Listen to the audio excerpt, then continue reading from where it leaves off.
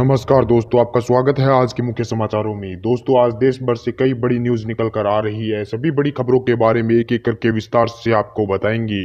उससे पहले दोस्तों, अगर आप भी देश में निष्पक्ष पत्रकारिता का समर्थन करते हैं तो इस वीडियो को लाइक कर दें। साथ ही हमारे चैनल को सब्सक्राइब करके बेल आइकन को जरूर दबा दें, जिससे देश में निष्पक्ष पत्रकारिता करने वाले पत्रकारों का मनोबल बढ़े तथा वे ज़्यादा से ज़्यादा निष्पक्ष पत्रकारिता कर सके और साथ ही आम गरीब जनता की आवाज़ उठा सके। दोस्तों, अब बात करते हैं आज की सभी बड़ी खबरों के बारे में एक एक करके विस्तार से।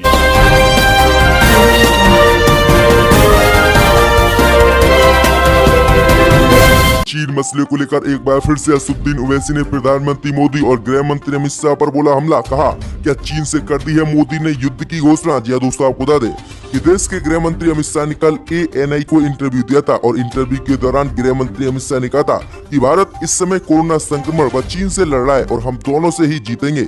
अमित शाह के इसी बयान पर तंज कसते हुए असदुद्दीन ओवैसी ने ट्वीट किया और गृह मंत्री अमित शाह से सवाल पूछा कि सर अमित शाह ये बताने की कृपा करें, क्या गलवान घाटी से चीन की सेना को निकालने के लिए युद्ध की घोषणा की गई है। इसके साथ ही असदुद्दीन ओवैसी ने कहा कि लद्दाख के हॉट स्प्रिंग इलाके व पैंगोंग त्सो में क्या हालात हैं, इसके बारे में मोदी सरकार जानकारी दे। इसके साथ ही असदुद्दीन ओवैसी ने प्रधानमंत्री मोदी की मन की बात के बारे में भी कहा कि प्रधानमंत्री मोदी जी चीन से डर गए और प्रधानमंत्री ने मन की बात में एक बार भी चीन या चीनी सेना का नाम नहीं लिया क्योंकि वे चीन से डरे हुए हैं। ऐसे में क्या सरकार लद्दाख में चीन की घुसपैठ पर कुछ बोलेगी भी या मौन धारण करे रहेगी। वहीं आपको बता दें असदुद्दीन ओवैसी ने कहा कि चीन मसले पर जो है कांग्रेस पर तो बतेरे हमले बोले जा रहे हैं और कांग्रेस का नाम बार बार लिया जा रहा है प्रधानमंत्री मोदी और बीजेपी की तरफ से, लेकिन बीजेपी नेता और प्रधानमंत्री मोदी चीन का नाम आखिरकार क्यों नहीं ले रहे हैं। आखिरकार क्या ऐसी वजह है, क्या चीन से डर गई है बीजेपी। तो ये काफी बड़े हमले आज असदुद्दीन ओवैसी की तरफ से बोले गए हैं। इसी बीच बढ़ते दोस्तों अगली बड़ी खबर की ओर तो सुप्रीम कोर्ट ने ख्वाजा गरीब नवाज के खिलाफ टिप्पणी करने वाले न्यूज 18 के एंकर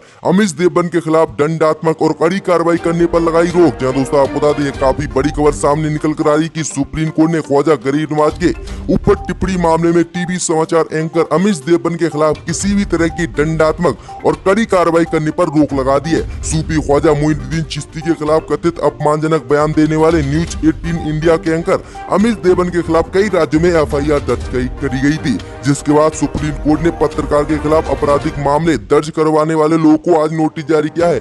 इसके अलावा राजस्थान, तेलंगाना और महाराष्ट्र सरकार को भी सुप्रीम कोर्ट ने नोटिस जारी किए हैं और जहां पर पत्रकार के खिलाफ FIR दर्ज की गई थी। वहीं एंकर अमिश देवबन की ओर से पेश वरिष्ठ अधिवक्ता सिद्धार्थ लुथरा ने राहत की मांग की और कहा कि उनके मुवक्किल अपनी टिप्पणी के लिए ट्वीट कर सफाई दे चुके हैं और उन्होंने देश की जनता से माफी मांग ली है और इनके खिलाफ अब कोई भी कार्रवाई नहीं की जाए। वहीं इसी को लेकर सुनवाई करते हुए सुप्रीम कोर्ट ने तय किया कि अमिश देवबन के खिलाफ किसी भी दंडात्मक कार्रवाई पर रोक लगा दी जाए। वहीं आपको बता दें कि प्राथमिकी एवं शिकायतों में कहा गया है कि देवबन ने संत ख्वाजा गरीब नवाज को लुटेरा शब्द का इस्तेमाल किया था और उन्हें लुटेरा बताया था, तो जिसके बाद उनके खिलाफ FIR दर्ज हुई थी। लेकिन अब सुप्रीम कोर्ट ने किसी भी कार्रवाई करने से रोक लगा दी है अमिश देवबन के ऊपर। इसी बीच बढ़ते दोस्तों अगली बड़ी खबर की ओर तो नेपाल के प्रधानमंत्री KP शर्मा ओली ने भारत पर लगाए गंभीर आरोप। कहा भारत में रची जा रही है उनकी सरकार गिराने की साजिश, हो रही है दिल्ली में बैठक। जहाँ दोस्तों आपको बता दें कि नक्शा विवाद के बाद नेपाल के प्रधानमंत्री KP शर्मा ओली ने आज भारत पर गंभीर आरोप लगाए हैं। KP शर्मा ओली ने कहा कि भारत में उनकी सरकार को गिराने को लेकर दिल्ली में बैठकें की जा रही हैं। वहीं आगे ओली ने कहा कि भारत नेपाल द्वारा किए गए क्षेत्रीय दावों को लेकर नाराज है। वहीं आगे KP शर्मा ओली ने कहा कि नेपाल का राष्ट्रवाद इतना कमजोर नहीं है, हमने अपना नक्शा बदला है और अगर देश का प्रधानमंत्री हटाया जाता है तब नेपाल के लिए अकाल्पनिक होगा। भारत की ओर इशारा करते हुए वह बोले कि कुछ लोगों को लगता है कि नेपाल का नया नक्शा अपराध है। ओली के मुताबिक अपने नक्शे में उन्होंने बदलाव किया और अपने क्षेत्रीय अखंडता को लेकर वह किसी भी तरह से समझौता भारत से नहीं करेंगे। तो ये काफी बड़ी बात जो है प्रधानमंत्री KP शर्मा ओली से कही गई है। इसी बीच बढ़ते दोस्तों अगली बड़ी खबर की ओर तो बाबा रामदेव की बड़ी मुश्किलें। बाबा रामदेव के खिलाफ दर्ज हुई FIR, लगी 420 जादुई उपचार कानून की धाराएं। जहाँ दोस्तों आपको बता दें कि पतंजलि आयुर्वेद द्वारा कोरोना संक्रमण की आयुर्वेदिक दवा पेश करने के मामले में दर्ज शिकायत के आधार पर योग गुरु बाबा रामदेव सहित 5 लोगों के खिलाफ FIR दर्ज हुई है। वहीं इनके खिलाफ धारा 420 तथा दवा व जादुई उपचार कानून की विभिन्न धाराओं के तहत मामला दर्ज किया गया है। शिकायत बलराम जागड़ ने दी थी। तो ये काफी बड़ी अपडेट आ रही कि बाबा रामदेव के खिलाफ 420 और जादुई उपचार करने की धाराएं लगाई गई। इसी बीच बढ़ते दोस्तों अगली बड़ी खबर की ओर। तो चीन विवाद को लेकर अमित शाह ने राहुल गांधी पर बोला हमला, कहा चर्चा करनी है तो आइए 1962 से आज तक दो हाथ हो जाए। जहाँ दोस्तों आपको बता दें पूर्वी लद्दाख में चीन से चल रहे विवाद को लेकर कांग्रेस और राहुल गांधी लगातार केंद्र की मोदी सरकार पर निशाना साध रही है और इसी मुद्दे पर गृह मंत्री अमित शाह ने आज जवाब दिया। गृह मंत्री अमित शाह ने कहा कि राहुल गांधी ओछी राजनीति कर रहे हैं। हम चीन के मसले पर हर मुद्दे पर बात करने के लिए राहुल गांधी से तैयार हैं। वहीं आपको बता दें कि गृह मंत्री अमित शाह ने कहा कि संसद चलनी है, चर्चा करनी है तो आइए करेंगे। 1962 से आज तक दो हाथ हो जाएं। हम चर्चा से नहीं डरते, आगे गृह मंत्री अमित शाह ने कहा। लेकिन जब हमारे जवान संघर्ष कर रहे हैं, सरकार ठोस कदम उठा रही है, उस वक्त ऐसे बयान देना जिनसे पाकिस्तान और चीन को खुशी हो, ये ठीक नहीं है। अमित शाह ने कहा कि इस दौरान राहुल गांधी को ये समझना चाहिए कि उनके बयानों जैसे सरेंडर मोदी को पाकिस्तान और चीन में सराहा जा रहा है। उन्होंने कहा कि सरकार भारत के खिलाफ प्रोपेगेंडा चलाने वालों के खिलाफ कार्रवाई करने में सक्षम है, लेकिन ये उस वक्त ज्यादा कष्टदायक हो जाता है जब एक पार्टी के पूर्व अध्यक्ष संकट के वक्त इस तरह की राजनीति करते हैं। तो ये काफी बड़ी बात जो है कही गई है गृह मंत्री अमित शाह की तरफ से कि आए और कांग्रेस हमसे संसद में बहस कर सकती है चीन मुद्दे पर। इसी बीच बढ़ते दोस्तों अगली बड़ी खबर की ओर। तो मन की बात कार्यक्रम पर प्रधानमंत्री मोदी के राहुल गांधी ने साधा निशाना, कहा कब होगी राष्ट्र रक्षा और सुरक्षा की बात। जहाँ दोस्तों आपको बता दें कि प्रधानमंत्री मोदी के मासिक रेडियो कार्यक्रम मन की बात से पहले ही राहुल गांधी ने एक बार फिर से लद्दाख विवाद को लेकर मोदी सरकार पर हमला किया।